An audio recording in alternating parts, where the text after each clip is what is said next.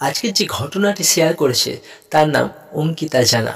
অঙ্কিতাকে আমাদের চ্যানেলের পক্ষ থেকে জানাই অসংখ্য ধন্যবাদ।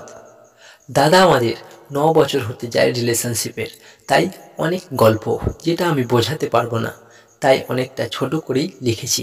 তো চলুন বেশি দেরি না করে শুনে নেওয়া যাক আজকের এই সমবয়সী প্রেমের ঘটনাটি। নমস্কার, আপনারা শুনছেন শব্দটুকু চ্যানেল। 2018 সালের দিনগুলো। আমরা তখন ক্লাস 9-এর কাঁচা বয়সে একই প্রাইভেটে পড়তাম। সেই প্রাইভেটে এক ছেলেকে প্রথমে বড়ই অপছন্দ করতাম, কারণ সে চুপচাপ তাকিয়ে থাকতো। এই চোখের ভাষা আমার ভালো লাগতো না। বন্ধুরা একদিন সবার নম্বর নিতে শুরু করলো। ছেলেটা আমার নম্বর নিল, আমিও নিলাম। প্রতি রাতে সাধারণ কথার অজুহাতে কথা জমতে লাগলো। কেউ কিচ্ছু বলতো না, তবু দুজনেই যেন অজান্তেই একে অন্যে ডুবে যাচ্ছিলাম। 12ই জানুয়ারি সকালটা বদলে দিল সবকিছুই। হঠাৎ করেই ও বলল, আমি তোমাকে ভালোবাসি। লজ্জায় আনন্দে না জানা কাঁপুনিতে আমিও বলে ফেললাম, আই লাভ ইউ। তারপর রাত 9টা থেকে ভোর 4টে হাজারো কথা গড়ে উঠল দুটি কিশোর হৃদয়ের গল্প। কিন্তু একদিন পরিবার সব জানতে পেরে গেল। বোঝালো বয়স কম, ছেলেটি কিছুই করছে না, মামার বাড়িতে থাকে।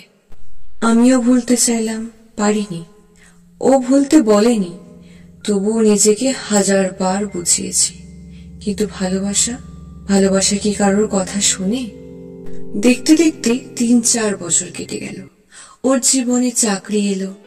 আমরা ভাবলাম এবার আর হয়তো কিছু আলাদা করতে পারবে না।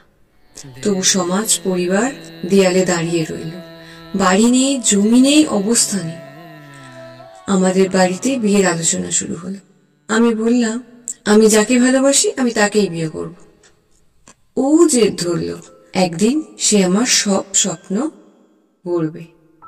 নিঃশব্দে ধীরে ধীরে এক একটা স্বপ্ন বাস্তব হয়ে উঠতে লাগলো। আমরা চাইলেই পালিয়ে বিয়ে করতে পারতাম, কিন্তু আমরা কখনো তা চাইনি। আমাদের ইচ্ছা ছিল দুটি পরিবারকে সঙ্গে নিয়ে বিয়ের আসরে বসবো। আজ আমাদের সম্পর্কের 8টি বছর কেটে গেছে। দুটি পরিবারই রাজি, শুধু অপেক্ষা সেই শুভ দিনের, যেদিন আমরা এক হয়ে উঠব। ঘটনাটি শুনে আপনার কেমন লাগলো অবশ্যই কমেন্ট করে জানাতে ভুলবেন না।